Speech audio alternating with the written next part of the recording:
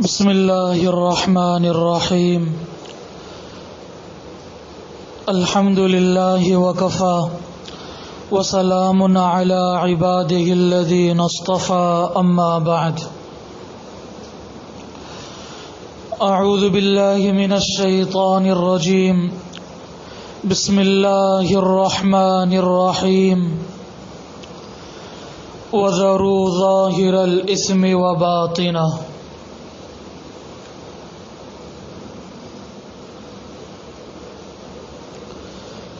صدق اللہ العظیم وصدق رسولہ النبی الکریم۔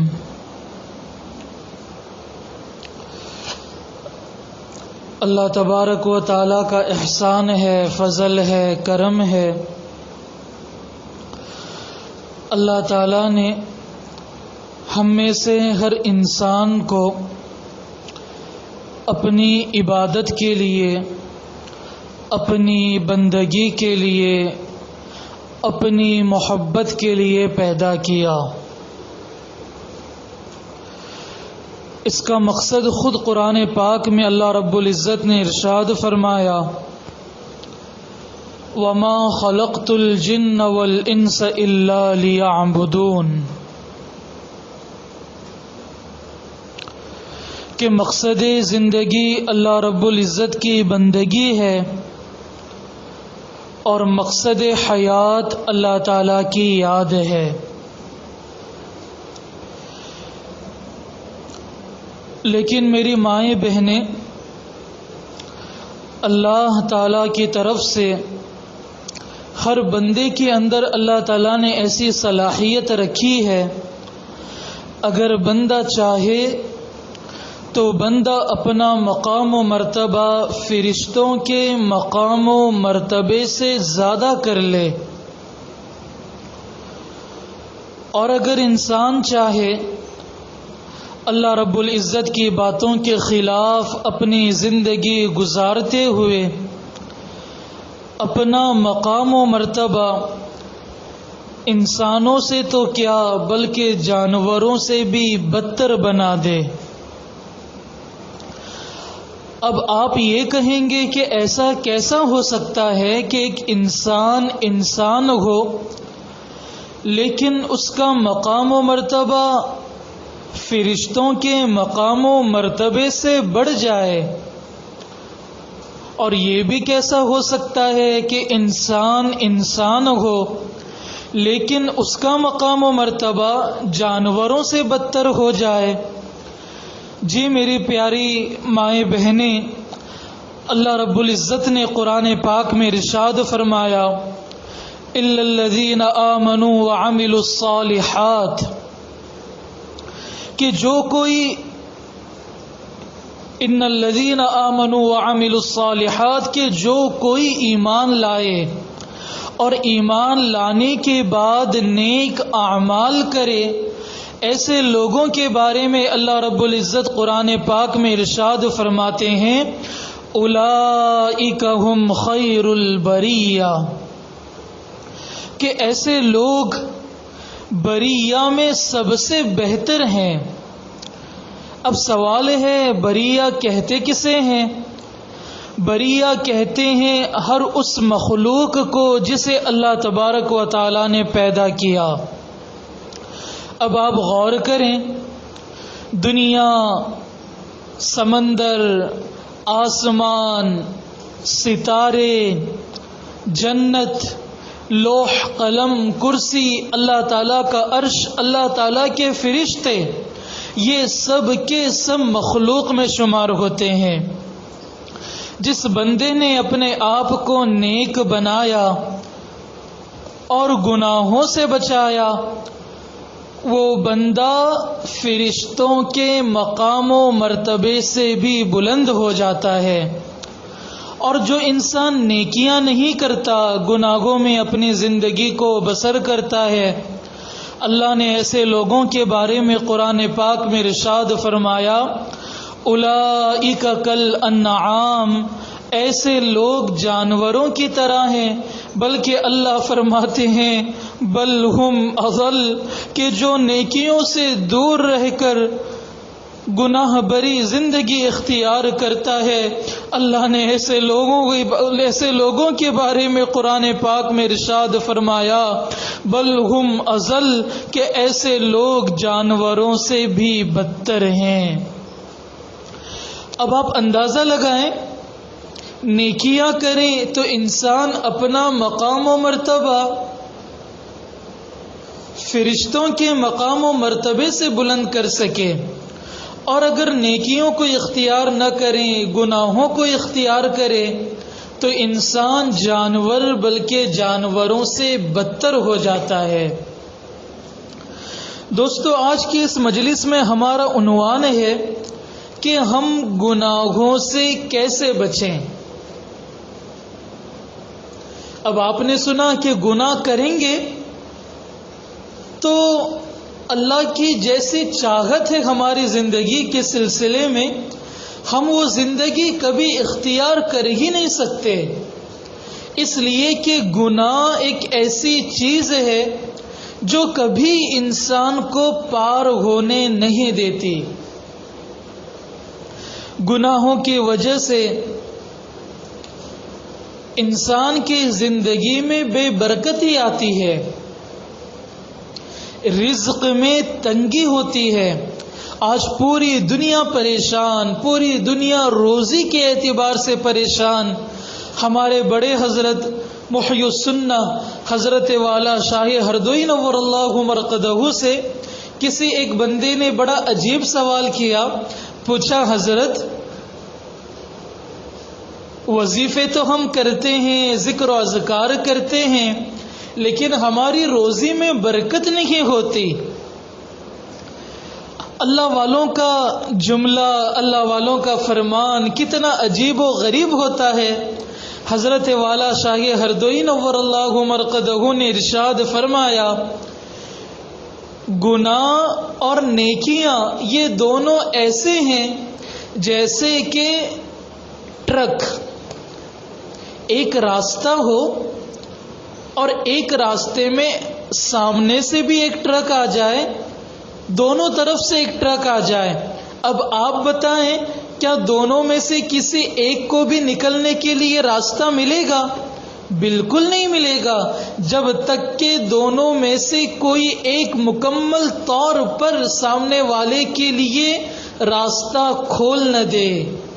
تو آج ہماری بہنیں، مائیں اور سننے والے سامعین، آج ہمارا یہی حال ہے کہ وہ راستہ جو راستہ ہمیں جنت تک لے کر جاتا ہے، اس راستے میں ہم نے اپنی زندگی کے اعتبار سے گناہوں کو بھی لا کر ساتھ رکھ دیا اور سامنے نیکیوں کو بھی لا کر رکھ دیا، جس کی وجہ سے آج ہماری زندگی دونوں کے درمیان ہے.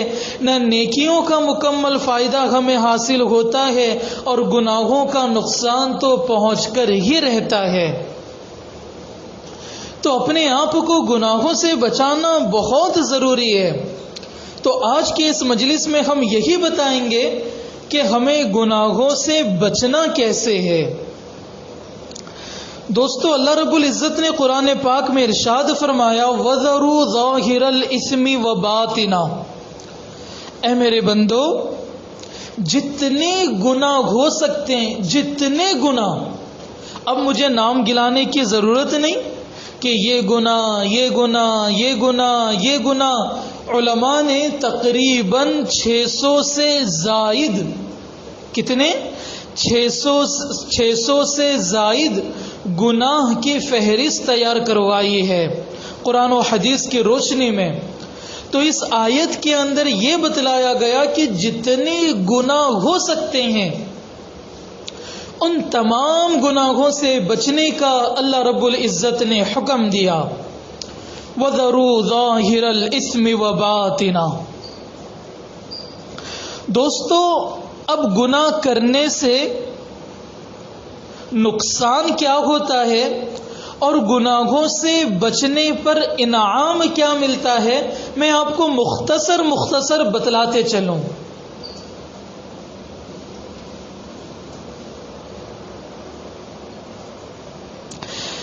سب سے پہلا انعام جو بندہ اپنے آپ کو گناہوں سے بچاتا ہے.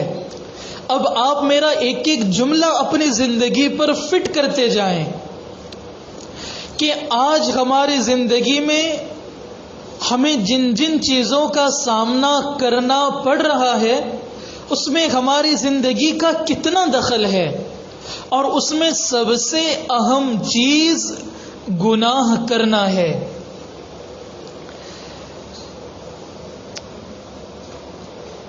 علماء فرماتے ہیں کہ گناہ سے بچنے پر جو سب سے پہلا بندے کو انعام ملتا ہے وہ ہے کہ اللہ تبارک و تعالیٰ کی طرف سے سکون دل کا تحفہ ملتا ہے. گرچہ بندے کے پاس ظاہری اعتبار سے کچھ نہ ہو، بندے کے پاس کچھ پیسے نہیں، کچھ اسباب نہیں، کچھ بھی نہیں، لیکن بندہ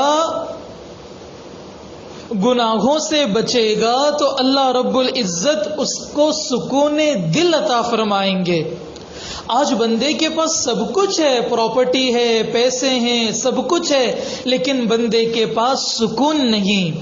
تو سکون نہ ملنے کا سب سے بڑی وجہ انسان کے اپنے گناہ ہیں. جب انسان گناہوں سے بچے گا تو اللہ تعالیٰ کی طرف سے پہلا انعام ملے گا کہ اللہ رب العزت سکون دل کا تحفہ عطا فرمائیں گے. تو پتہ چلا کہ جو بندہ گناہوں سے نہیں بچے گا، گناہ کرے گا، اللہ رب العزت اس کے دل کا سکون چھین لیں گے. اسی طرح جو بندہ اپنے آپ کو گناہوں سے بچاتا ہے، علماء فرماتے ہیں کہ اس بندے کو گناہوں سے بچنے پر اللہ تبارک و تعالیٰ کی طرف سے ایک انعام یہ ملتا ہے کہ اس بندے کو اللہ رب العزت کی محبت مل جاتی ہے. اب آپ سوچیں ہماری زندگیوں میں اللہ کی محبت کتنی ہے. آج ہمارے اندر اللہ کی محبت کچھ بھی نہیں ہے. اگر آج ہمارے اندر اللہ تعالیٰ کی محبت ہوتی، ہمیں گناہوں سے بچنا آسان ہوتا، جھوٹ بولنے سے آسان ہوتا، اور اسی طرح غیبتوں سے بچنا، موبائل کا غلط استعمال کرنے سے بچنا، تمام چیزوں سے ہمیں اپنے آپ کو بچانا آسان ہوتا. تو گناہوں سے بچنے پر ایک انعام یہ ملتا ہے کہ بندے کو اللہ رب العزت کی محبت ملا کرتی ہے، اور جو بندہ گناہوں سے نہیں بچتا اسے اللہ رب العزت کی محبت نہیں ملا کرتی. ایک انعام گناہوں سے بچنے پر یہ بھی ملتا ہے کہ بندے پر اللہ تبارک و تعالی روزی کے اعتبار سے غیبی مدد فرماتے ہیں. اللہ رب العزت کی طرف سے بندے پر گناہوں سے بچنے کے اعتبار سے غیبی مدد کا وعدہ اللہ تبارک و تعالیٰ نے کیا گناہوں سے بچنے پر. آج دیکھیں صحابہ کم تھے، نیکیاں زیادہ تھیں، گناہ تو نام تھا ہی نہیں. اللہ رب العزت نے ایسی غیبی مددیں کی کہ بالکل کم عدد ہونے کے اعتبار سے بھی اللہ رب العزت نے ان کو کیسی فتوحات اور کیسی مددوں سے نوازا.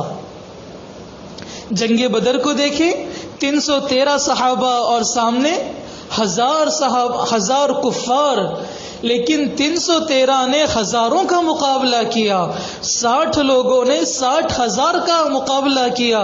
یہ طاقت، یہ مدد کب ملی؟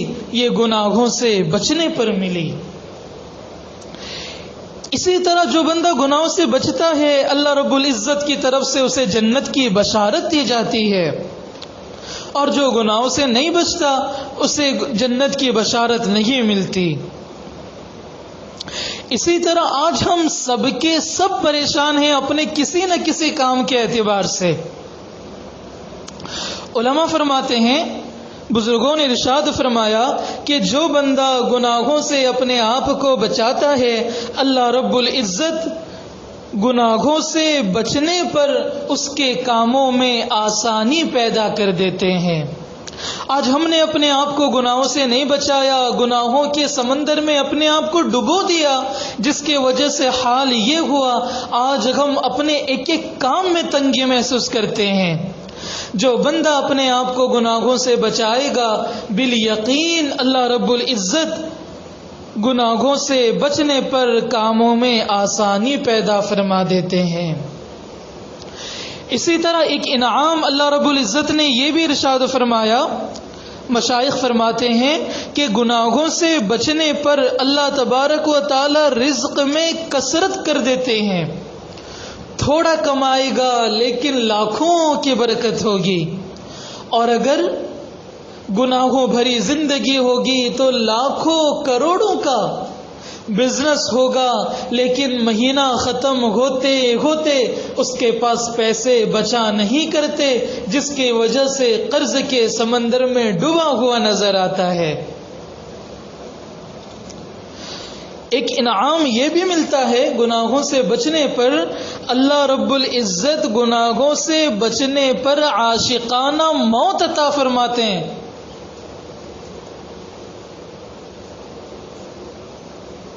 اور جو گناہوں سے نہیں بچتا، اللہ معاف فرمائے، اس کی موت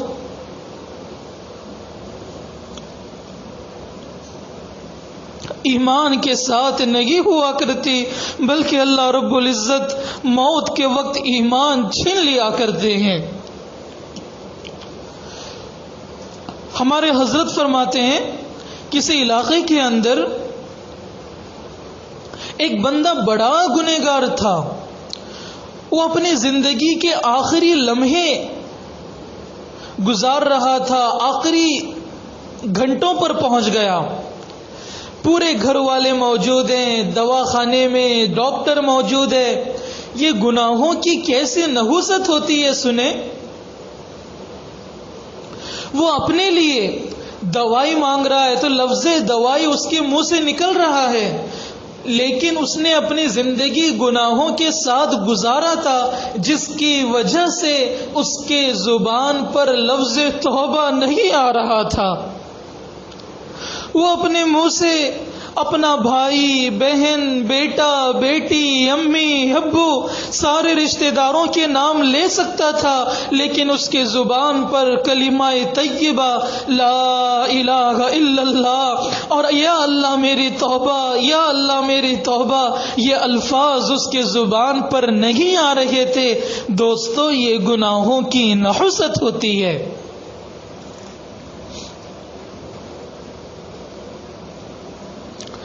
ایک انعام اللہ تبارک و تعالیٰ کی طرف سے بندے کو یہ بھی ملتا ہے دنیا سے چلے جانے کے بعد۔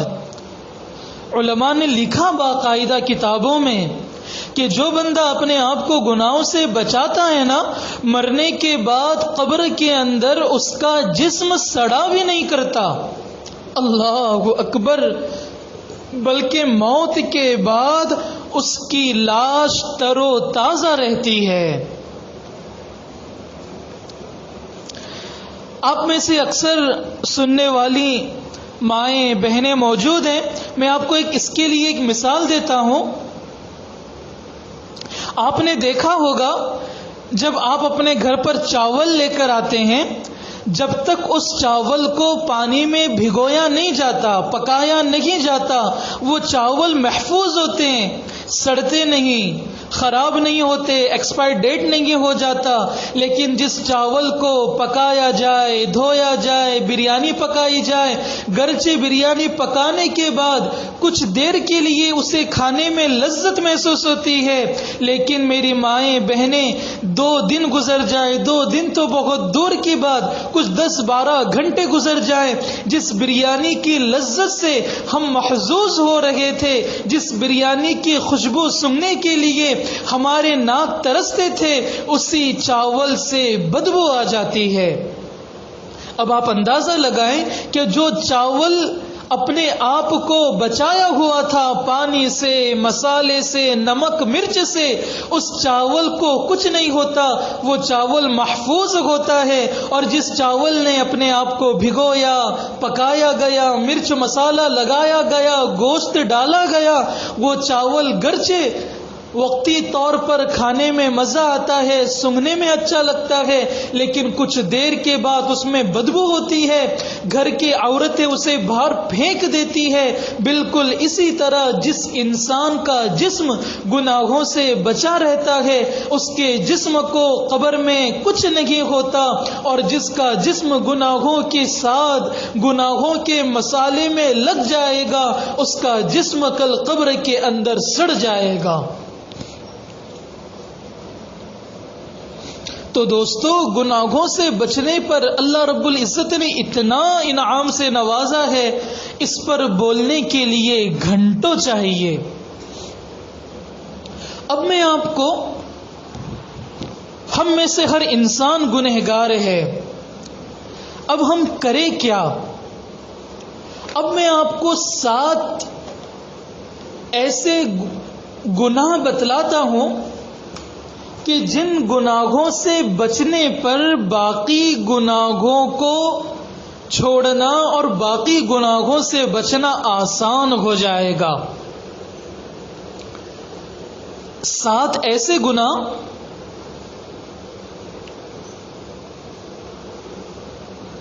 سات نہیں بلکہ 10 ایسے گناہ، اصل میں 7 گناہ 6 گناہ ایسے ہیں جن کو حضرت تھانوی رحمۃ اللہ علیہ کے علوم سے اخذ کیا گیا۔ میں نے اس کے اندر مزید 4 گناہوں کا اضافہ کیا آج کے زمانے کے اعتبار سے۔ اگر ہم ان 10 گناہوں سے اپنے آپ کو بچائیں تو بالیقین دوسرے گناہوں سے بچنا آسان ہوگا۔ نمبر 1، انسان اپنے آپ کو تکبر سے بچائے۔ میری بہنیں، اگر آپ ان 10 گناہوں کو لکھ سکتی ہیں تو ضرور لکھیں۔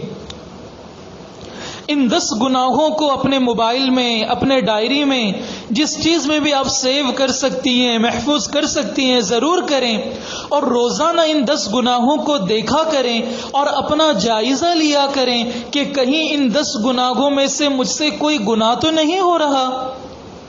اگر آپ نے ان 10 گناہوں سے اپنے آپ کو بچا لیا، بالیقین اللہ تبارک و تعالی کی طرف سے دوسرے گناہوں سے بچنا آپ کے لیے آسان ہو جائے گا۔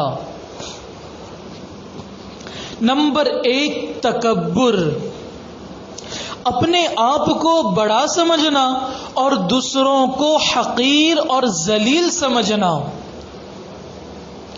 نمبر 1، تکبر۔ تکبر کے معنی اپنے آپ کو بڑا سمجھنا اور دوسروں کو ذلیل اور حقیر سمجھنا، نمبر 1۔ نمبر 2، کسی کی بھی غیبت کرنا۔ ہر ایسا بندہ جس کی برائی ہم اس کی غیر موجودگی میں بیان کریں، اس کو غیبت کہتے ہیں۔ 2 گناہ ہو گئے، تکبر ہوا اور اسی طرح غیبت۔ نمبر 3، کسی پر بھی ظلم کرنا۔ اب آپ سمجھیں گے کہ ظلم سے مراد یہ ہو سکتا ہے کہ میں اس کا مرڈر کر دوں یا اس پر جو کچھ بھی کر دوں۔ نہیں میری مائیں بہنیں، غیبت کسی پر زبانی اعتبار سے بھی ہو سکتی ہے، کسی پر مالی اعتبار سے بھی ہو سکتی ہے، کسی پر جانی اعتبار سے بھی ہو سکتی ہے۔ تو ان تینوں اعتبار سے، زبانی، جانی، مالی، ان تینوں اعتبار سے، ظلم کے اعتبار سے اپنے آپ کو بچانا۔ 3 ہو گئے۔ نمبر 4، کسی پر بے جا غصہ کرنا، کسی پر فضول بے جا غصہ کرنا۔ میں نے جو اوپر کہا کسی پر زبانی، جانی یا مالی زیادتی کرنا، اس لیے کہ یہ مجلس مستورات کے لیے ہے، تو میں یہاں پر ایک بات کی وضاحت کر دوں۔ اکثر جانی و مالی جو ظلم و زیادتی ہوتی ہے وہ مردوں سے ہوتی ہے، اور زبانی ظلم و زیادتی یہ اکثر عورتوں سے ہوا کرتی ہے۔ زبان کے اعتبار سے غیبتیں ہو گئی، کسی کو گالیاں دے دی، کسی کو بددعائیں دے دی، کسی کی برائی کر دی، تو اس اعتبار سے اپنے آپ کو گناہوں سے مکمل طور پر بچانا ہے۔ اسی طرح غیر محرم سے تعلقات رکھنا، شادی ہوئی ہو تو اپنے شوہر کے علاوہ کسی سے تعلق نہ ہو، اور اگر شادی نہیں ہے اب تک کنواری ہے تو بالکل کسی سے تعلق نہ ہو۔ اسی طرح حرام مال کھانا، رشوت والا، سود والا، ان مالوں سے اپنے آپ کو بچانا۔ اسی طرح نمبر 7 بد نظری، گندی نظر۔ آج بد نظری، پہلے تو بد نظری کے لیے راستے پر جانا پڑتا تھا یا راستے پر آنا پڑتا تھا، لیکن آج میری مائیں بہنیں بد نظری موبائل کے ذریعے سے بھی ہو جاتی ہیں۔ اور ایک غلط فہمی ہمارے معاشرے کے اندر یہ ہے کہ ہم مرد عورتوں سے تو پردہ کرتے لیکن عورتیں مردوں سے پردہ نہیں کرتی۔ یاد رکھنا، نبی علیہ الصلوۃ والسلام کی بیوی حضرت عائشہ رضی اللہ تعالی عنہا کو اللہ کے پیارے نبی علیہ الصلوۃ والسلام نے اندھے صحابی سے بھی پردہ کرنے کا حکم دیا۔ کیسے صحابی؟ اندھے صحابی۔ جو اندھے نہ ہو ان کی تو بہت دور کی بات، نبی علیہ الصلوۃ والسلام نے، حضرت عائشہ نے فرمایا یہ تو اندھے ہیں۔ اللہ کے نبی نے فرمایا تم تو اندھی نہیں نا، تم تو دیکھ سکتی ہو۔ تو اپنے آپ کو بد نظری سے بچانا، موبائل میں بھی بد نظری ہو سکتی ہے، تو اپنے آپ کو موبائل میں بد نظری ہونے سے بھی بچانا۔ اسی طرح نمبر 8 غصہ۔ نمبر 8 غصہ، بیجا غصہ کرنا۔ اوپر بھی یہ تذکرہ آ گیا غصے کا۔ بد نظری کرنا یہ ایک بڑا گناہ، نمبر 7، اور نمبر 8 موبائل میں بد نظری کرنا، اور نمبر 9 بری صحبت سے اپنے آپ کو بچانا۔ ہر ایسی عورت، ہر ایسا بندہ، ہر ایسا مرد جو گناہوں میں ڈوبا ہوا ہوتا ہے یا جس کے پاس بیٹھنے سے اللہ رب العزت کی بندگی میں خرابی آ سکتی ہے، اللہ سے دوری ہو سکتی ہے، اپنے آپ کو ان تمام سے بچانا ہے۔ اسی طرح نمبر 10 انٹرنیٹ کا غلط استعمال۔ انٹرنیٹ کا غلط استعمال، گانے، فضول ویڈیوز، فنی ویڈیوز، ان تمام چیزوں سے اپنے آپ کو بچانا۔ یہ 10 گناہ ایسے ہیں کہ جو بندہ ان 10 گناہوں سے اپنے آپ کو بچائے گا بالیقین اس کے لیے دوسرے گناہوں سے بچنا آسان ہوگا۔ دوبارہ سن لیں، نمبر 1 تکبر، اپنے آپ کو بڑا سمجھنا، دوسروں کو ذلیل و حقیر سمجھنا۔ نمبر 2 غیبت، کسی کی غائبانہ غیر موجودگی میں برائی کرنا۔ نمبر 3 ظلم، کسی پر زبانی، جانی، مالی زیادتی کرنا۔ نمبر 4 کسی پر بیجا غصہ کرنا۔ نمبر 5 غیر محرم مرد یا عورت سے تعلقات رکھنا۔ نمبر 6 حرام مال کھانا۔ نمبر 7 بد نظری سے اپنے آپ کو بچانا۔ نمبر 8 موبائل کے بد نظری سے بھی اپنے آپ کو بچانا۔ نمبر 9 بری صحبت سے اپنے آپ کو بچانا، اور نمبر 10 انٹرنیٹ کے غلط استعمال سے اپنے آپ کو بچانا۔ تو ان 10 گناہوں سے اپنے آپ کو بچانے پر باقی گناہوں سے بچانا اپنے آپ کو آسان ہوگا۔ اب دوستو، میری مائیں بہنیں، اب اگر ہمارا نفس ایسا ہے جو کبھی سدھرتا نہیں ہے، آپ اس کو کتنا بھی سدھارنے کی کوشش کریں یہ وقتی طور پر سدھر جائے گا، لیکن اس کے اپنے اندر کی مستی کبھی ختم نہیں ہوتی۔ جب کبھی ہمارے دل کے اندر یہ تقاضا پیدا ہو کہ ہم گناہ کریں تو اپنے آپ سے 3 سوالات کریں۔ کتنے سوالات؟ اپنے آپ سے 3 سوالات کریں۔ جب کبھی ہمارے دل کے اندر یہ تقاضا پیدا ہو کہ اللہ کی نافرمانی کریں، گناہ کریں، تو ہمارے حضرت نے عجیب بات ارشاد فرمائی، دیگر بزرگوں نے یہ باتیں بھی نقل کی ہیں۔ اپنے آپ کو 3 سوالات کریں. سب سے پہلا یہ سوال کرے، اے ظالم نفس، تجھے تو اس گناہ میں مزہ آتا ہے، تجھے تو اس گناہ کرنے میں مزہ آئے گا، کیا بتلا اس گناہ کے کرنے پر میرے اللہ تعالیٰ خوش ہوں گے؟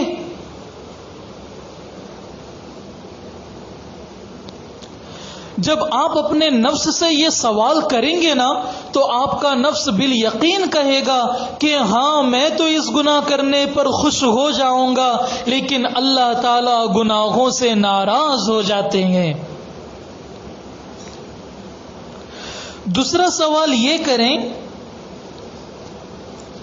اگر میں یہ گناہ کر لوں تو خوش تو ہو گیا، اللہ ناخوش ہو جائیں گے. اب یہ بتا اے ظالم نفس، اگر میں گناہ کروں تو راضی ہو جائے گا، کیا میرے اللہ بھی مجھ سے راضی ہوں گے؟ تو نفس کہے گا کہ ہاں میں تو راضی ہو جاتا ہوں، لیکن اللہ راضی نہیں ہوتا، اللہ تعالی ناراض ہو جاتے ہیں. پھر اس بندے سے یہ پوچھے، اے ظالم یہ تو بتا تیرا حق مجھ پر زیادہ ہے یا میرے اللہ کا حق مجھ پر زیادہ ہے؟ تیرا حق مجھ پر زیادہ ہے یا میرے اللہ کا حق مجھ پر زیادہ ہے؟ تو نفس یہی کہے گا کہ تجھ پر تیرے اللہ کا حق زیادہ ہے. کیوں؟ اس لیے کہ تجھے پیدا تیرے اللہ نے کیا، تو بھوکا تھا، کھانے کے لیے کھانا اللہ نے دیا، تو ننگا پیدا ہوا تھا، اللہ نے پہننے کے لیے کپڑے دیے، تو پیدا ہوا تھا چل نہیں سکتا تھا، چلنے کے لیے طاقت اللہ تعالیٰ نے دی، تو کچھ سوچ سمجھ نہیں سکتا تھا، اللہ تعالیٰ نے دماغ دیا، اللہ نے دیکھنے کے لیے آنکھ دیے، سننے کے لیے کان دیے، سونگھنے کے لیے ناک دیے، لذت محسوس کرنے کے لیے زبان اور منہ دیے، پیٹ دیے، اور اپنی نسل کو آگے بڑھانے کے لیے اللہ تعالیٰ نے شرمگاہ بھی عطا فرمائی. تو بتا سب سے زیادہ حق اے نفس مجھ پر تیرا ہے یا میرے پیارے رب کا ہے؟ اب آپ دیکھیں، جب آپ یہ تینوں سوالات اپنے نفس سے کریں گے بالیقین آپ کا نفس آپ کو صحیح جواب دے گا. وہ یہی کہے گا پہلے سوال میں خوش ہو جاؤں گا، اللہ خوش نہیں ہوں گے، میں راضی ہو جاؤں گا، اللہ ناراض ہو جائیں گے، مجھ پر تیرا حق زیادہ نہیں، اللہ تعالیٰ کا حق زیادہ ہے. تو پھر بتاؤ، اپنے نفس سے کہیں، جب تو نے تینوں سوالات کے جوابات دے دیے اور آخری سوال بالکل لازمی تھا اور جواب بھی بالکل لازمی تھا کہ مجھ پر سب سے زیادہ حق میرے اللہ کا ہے، میں تجھے تو ناخوش کر سکتا ہوں، تجھے تو ناراض کر سکتا ہوں، تیرے حق کو میں دبا سکتا ہوں، لیکن اپنے اللہ کو نہ خوش نہیں کر سکتا، خوش کروں گا، راضی کروں گا، اس کے پورے حقوق ادا کروں گا. تو دوستو اپنے نفس سے یہ سوال کیا کریں. پہلی بات، اپنے آپ کو ان 10 گناہوں سے بچائیں، انشاءاللہ بقیہ گناہوں سے بچنا آسان. اور گناہ کا تقاضا پیدا ہو تو یہ 3 سوالات اپنے نفس سے کیا کریں. اور گناہوں سے بچنے کے لیے ایک دعا میں آپ کو بتلاتا ہوں. حدیث پاک میں کہا گیا، ایک دعا عجیب اللہ کے نبی علیہ السلام پڑھا کرتے تھے، اللہم واقیتن کواقیت الولید، اللہم واقیتن کواقیت الولید. اے اللہ، جس طرح ایک بچے کو اس کی ماں بچایا کرتی ہے، اللہ آپ بھی مجھے بچا لیں، اللہ آپ بھی مجھے بچا لیجئے. یہ اللہ تعالیٰ سے دعا کریں. اسی طرح ایک دعا ملتی ہے، اللہم الہمنی رشدی وعذنی من شر نفسی. اس ترجمے کا اس دعا کا ترجمہ یہی ہے، اللہ مجھے میرے نفس کے شر سے بچا لے، انشاءاللہ گناہوں سے بچنا آسان ہوگا. اب گناہ ہو بھی گئے، اب کیا کریں توبہ کے لیے؟ آج کی یہ مجلس توبہ ہے. 2 رکعت نماز پڑھے. میں تو کہتا ہوں ہر روز اس طرح کا یہ عمل کرے. ہمارے بزرگوں کے سرتاج حکیم الامت مجدد الملت مولانا شاہ اشرف علی تھانوی رحمۃ اللہ علیہ فرماتے ہیں، میں کہتا ہوں یہ عمل آپ روزانہ کریں. 2 رکعت نفل نماز توبہ پڑھیں. توبہ کی نیت سے 2 رکعت نماز پڑھیں. پڑھنے کے بعد اللہ تعالیٰ سے دعا کریں، اے اللہ میں آپ کا سخت نافرمان بندہ ہوں، میں فرما برداری کا ارادہ کرتا ہوں مگر میرے ارادے سے کچھ نہیں ہوتا. اللہ آپ کے ارادے سے سب کچھ ہو جاتا ہے.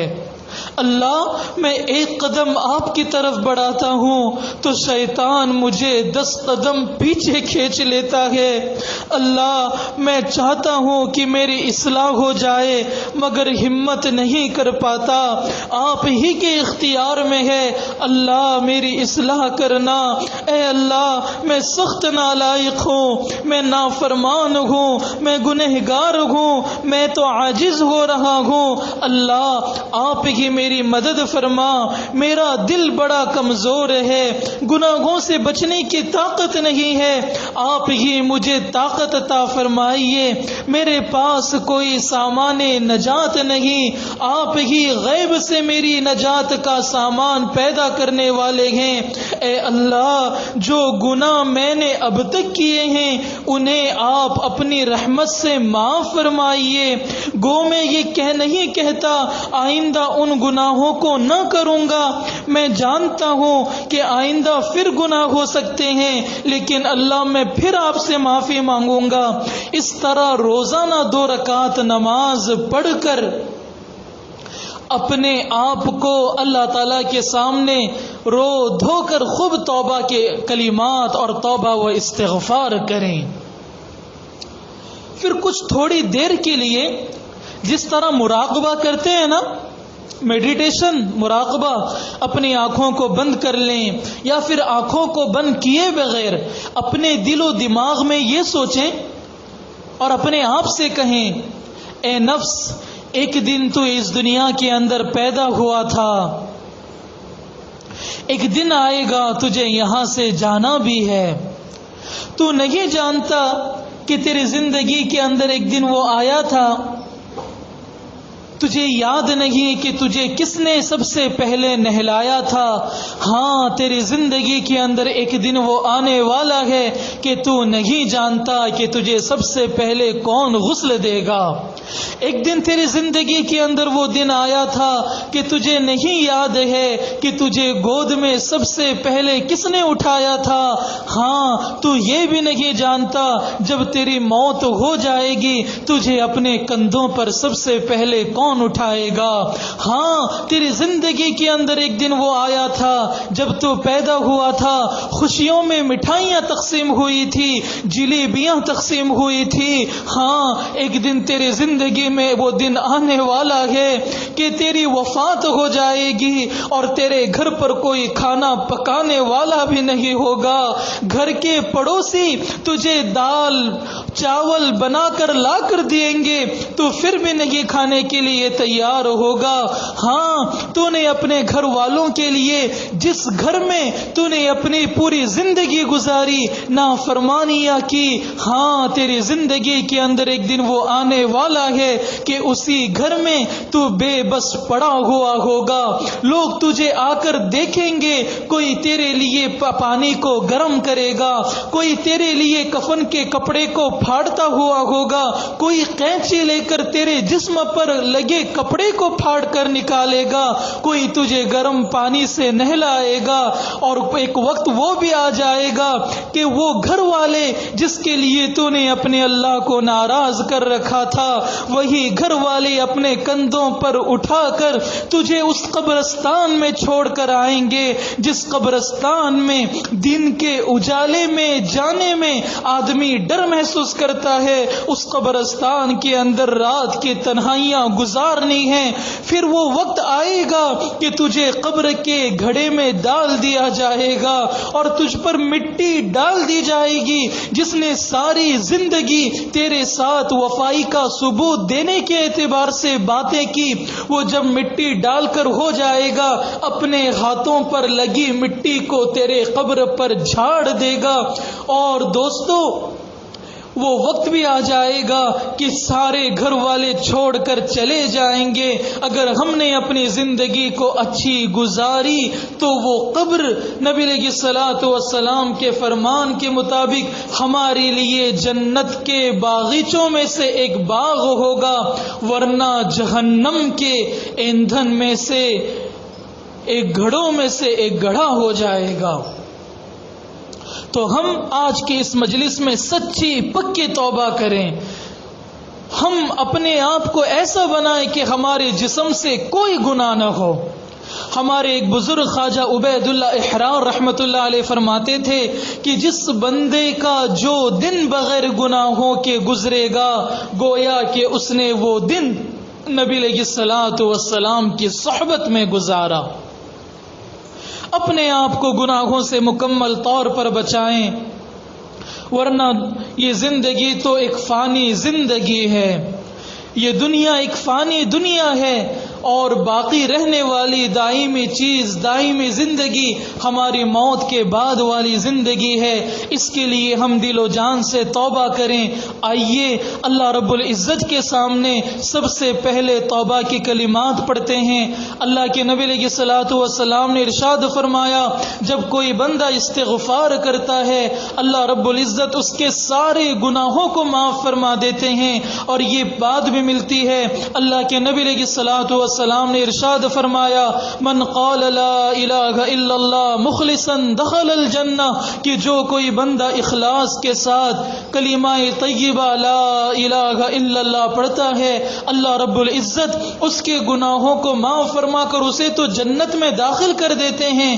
آئیے ہم اس کلمے کو اسی نیت کے ساتھ کہ اللہ رب العزت ہمارے سارے گناہوں کو معاف کر دے، اور اسی استغفار کے ایک کلمے کو اسی نیت کے ساتھ کہ اللہ رب العزت ہمارے سارے گناہوں کو معاف کر دیں، پڑھتے ہیں۔ پڑھے میرے ساتھ، بسم اللہ الرحمن الرحیم، لا الہ الا اللہ محمد الرسول اللہ، استغفر اللہ ربی من کل ذنب واتوب الیک، استغفر اللہ ربی من کل ذنب واتوب الیک، استغفر اللہ ربی من کل ذنب واتوب الیک۔ یا اللہ میری توبہ، یا اللہ میری توبہ، یا اللہ میری توبہ۔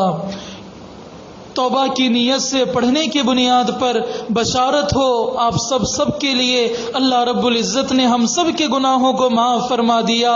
آج کے بعد گناہوں سے بچنے کی پوری کوشش کریں، جن جن باتوں کو بتایا گیا ان تمام باتوں پر عمل کی کوشش کریں، اور جب بھی گناہ ہو جائے فوراً اللہ تبارک و تعالیٰ کے سامنے توبہ و استغفار کر لیا کریں۔ آئیے اللہ تعالیٰ کے سامنے دعا کرتے ہیں، درود شریف پڑھ لیں۔ اللهم صل على سيدنا محمد وعلى آل سيدنا محمد وبارك وسلم. ربنا آتنا في الدنيا حسنة وفي الآخرة حسنة وقنا عذاب النار. لا إله إلا أنت سبحانك إني كنت من الظالمين. ربنا لا تزغ قلوبنا بعد إذ هديتنا وهب لنا من لدنك رحمة. اے اللہ ہم سب کے گناہوں کو معاف فرما، اللہ خطایا سے درگزر فرما، اللہ عیبوں کے پردہ پوش فرما، اللہ بڑے گنہگار ہیں، اللہ بڑے سیاہ کار ہیں، اللہ بڑے مجرم ہیں، اللہ جیسے بھی ہیں آپ ہی کے ہیں۔ اللہ آج کے اس مجلس میں ہم نے یہ سنا کہ گناہوں کے کتنے نقصانات ہیں، دنیا میں کوئی اپنا نہیں، اللہ ہمیں اپنی محبت عطا فرما، پل پل گناہوں سے بچنے کی طاقت و قوت عطا فرما، اللہ غیبی مدد شامل حال فرما، اللہ تا موت گناہوں سے محفوظ فرما، اللہ تا موت گناہوں کے اسباب سے محفوظ فرما، اللہ تا موت زمانے کی تمام شرور و فتن سے محفوظ فرما، اپنی مرضیات کے مطابق زندگی گزارنے کی توفیق عطا فرما، اللہ مرنے سے پہلے سچی پکی توبہ کی توفیق عطا فرما۔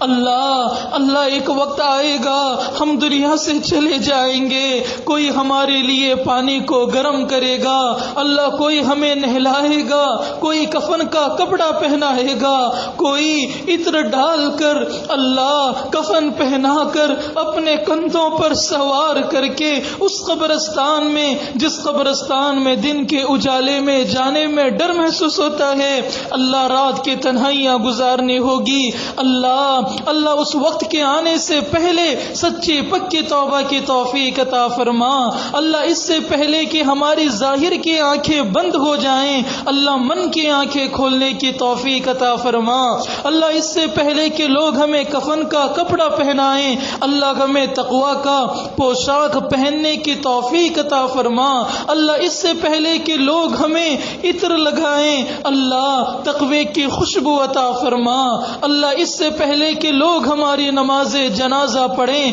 اللہ ہمیں حضوری کے ساتھ نماز کی پابندی کی توفیق عطا فرما۔